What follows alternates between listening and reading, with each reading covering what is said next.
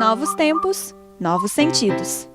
Olá! Família, amizades, afetividade, sexualidade. Assuntos que acompanham o desenvolvimento humano social. Como lidar com essas questões de forma a atingirmos o amor universal? Os desafios são muitos e a discussão é a melhor maneira de se construir uma consciência coletiva. Para falar sobre essas questões, que também fazem parte da programação do Congresso Mundial de Universidades Católicas, eu converso com o professor Camilo de Leles, que é membro do Comitê Temático do CEMUC e coordenador da Pastoral. Professor, muito bem-vindo ao nosso programa. Agradeço a presença do senhor.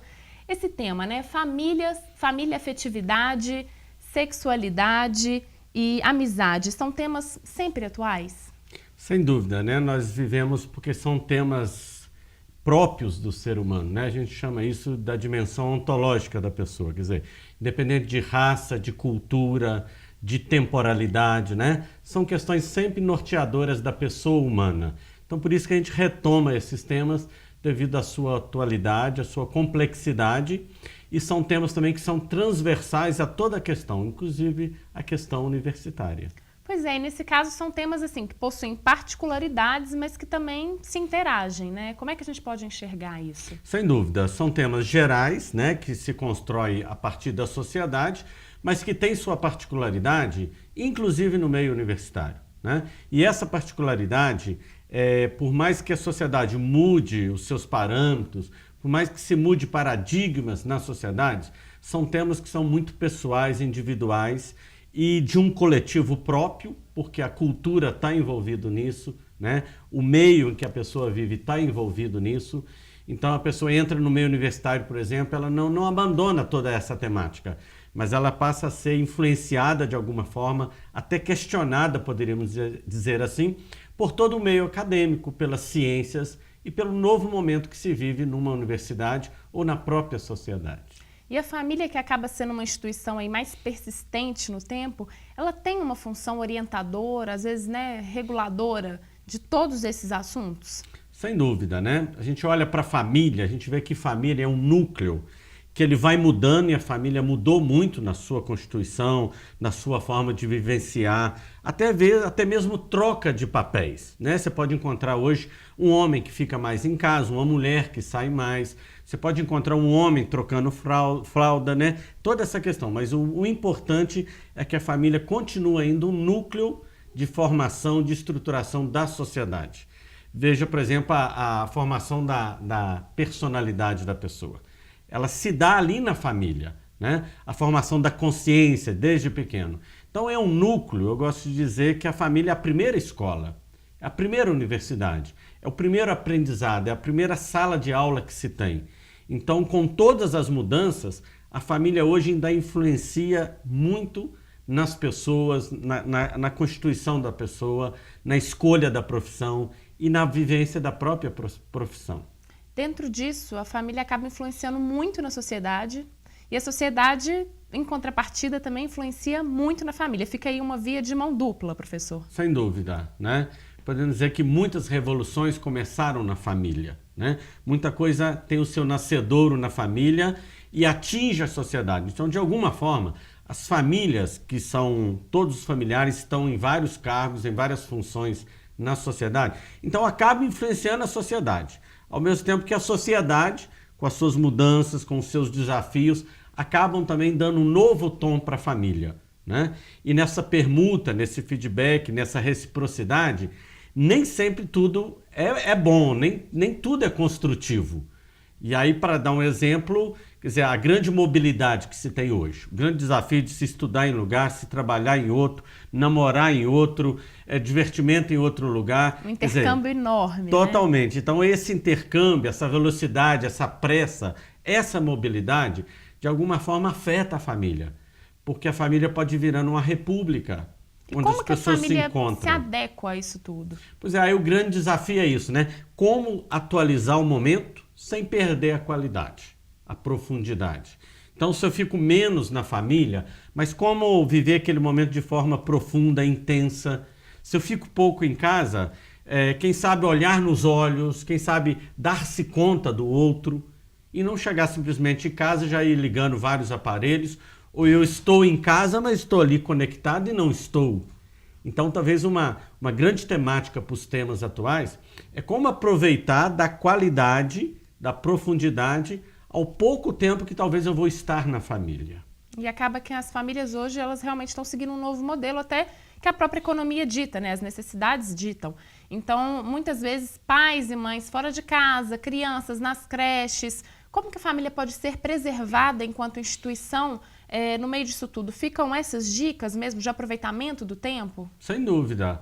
E também uma pergunta-chave que eu acho, Aline, que a questão é o seguinte: o que importa realmente na família? Isso. O que importa mais para um filho? Quer dizer, é eu encher o filho de brinquedo ou é brincar com ele? Quer dizer, tem um lugar do brinquedo, né?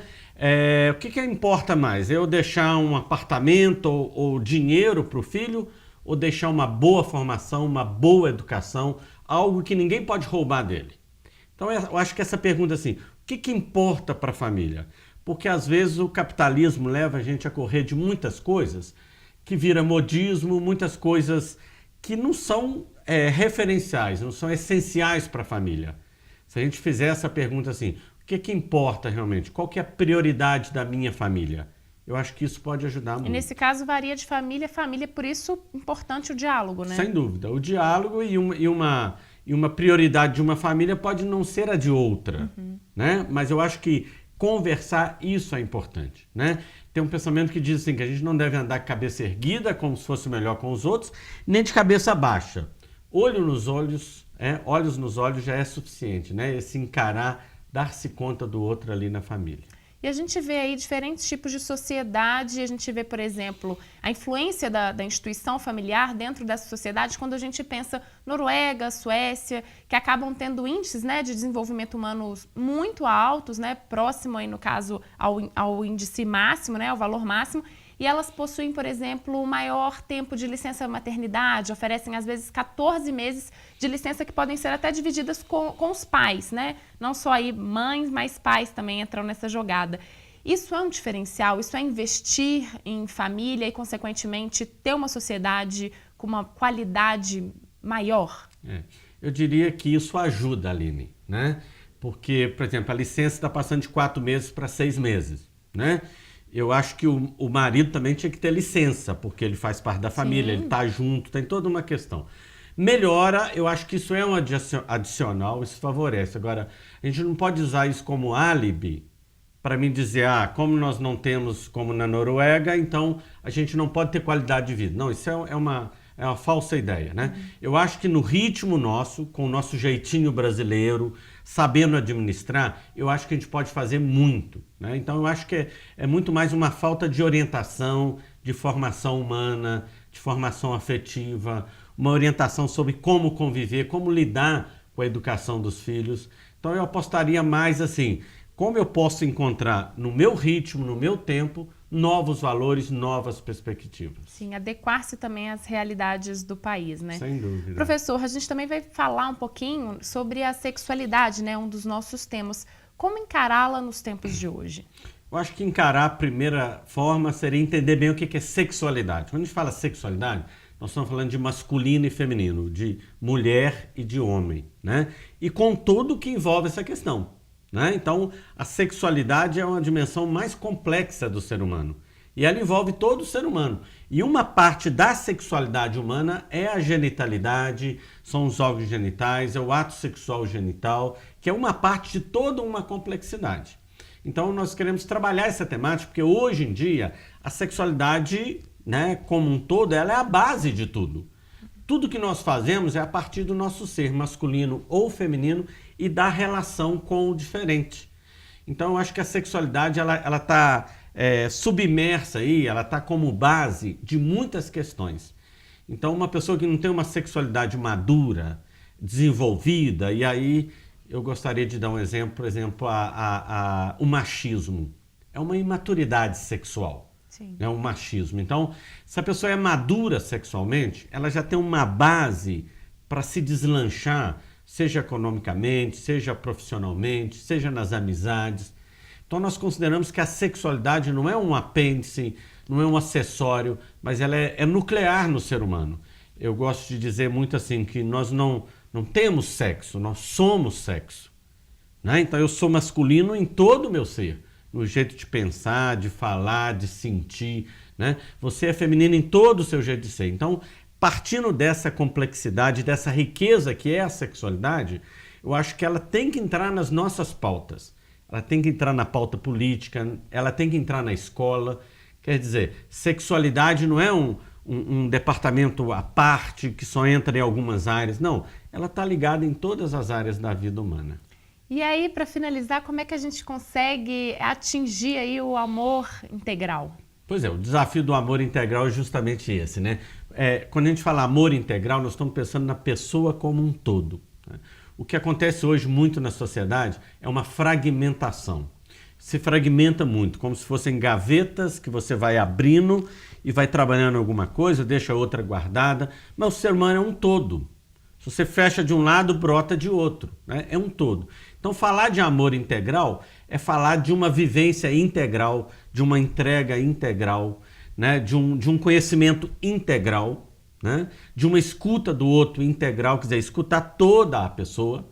É o que a PUC coloca muito na sua formação humanística, né? Não é só formar um profissional, mas é formar a pessoa toda. Então, quando na PUC entra as disciplinas de cultura religiosa, de filosofia e outras atividades, ela quer dar essa dimensão integral na formação. Porque o engenheiro que vai estar atuando lá, não é só ele que está atuando, a pessoa dele está atuando, a postura ética dele vai influenciar naquela construção, a postura social, é como ele lida com o funcionário, é como ele lida com a sua sexualidade. Então, falar de um amor integral é falar isso, olha, que o amor envolve toda a pessoa e nós não podemos fragmentar essa dimensão tão importante do ser humano. Perfeito, professor. Eu agradeço a sua participação aqui no programa e fica aí, né, já um início de debate para o CEMUC. Sem né? dúvida. Muito obrigada. O Congresso Mundial de Universidades Católicas acontece entre os dias 18 e 21 de julho. Os interessados podem se inscrever até o dia 30 de junho pelo site www.cemuc.pucminas.br. Essa edição do CEMUC fica por aqui. Continue ligado na programação da PUC TV e entre em contato pelas redes sociais. Obrigada pela companhia e até semana que vem.